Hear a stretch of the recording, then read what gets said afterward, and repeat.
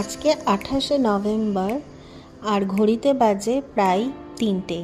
বেরিয়ে পড়েছি নতুন কিছু জায়গা ঘুরে দেখব বলে। সাথে রয়েছে হাজব্যান্ড, আমার ছেলে, আর অন্য একটা গাড়িতে আসছে আমার বাবা মা আর পিসি পিসো।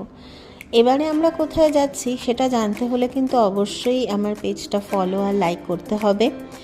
বুঝতেই পারছো আমাদের ট্রেন থাকছে হাওড়া স্টেশন থেকে।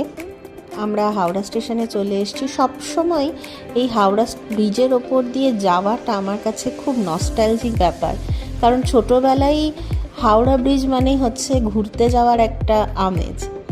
তো যাই হোক, পৌঁছে গেছি হাওড়া স্টেশনে। আমরা সবাই একটা গ্রুপ ফটো নিলাম। আমাদের বাড়ির থেকে আমরা খাবার বানিয়ে নিয়ে এসেছিলাম, রুটি তরকারি, কিন্তু জল নেওয়ার জন্য আমরা এখানে হাওড়া স্টেশনে যেখানে ট্যাক্সি স্ট্যান্ড আছে তার অপোজিট দিকে যে খাবার দোকানগুলো, সেখানে বিসলারির আমরা 5 লিটারের 2টো জার নিয়েছি। এখানে দেখলাম হাতে বানানো রুটি, ভাত, ঝালমুড়ি বা স্ন্যাক্সও প্রচুর দোকান রয়েছে, পুরি সবজি।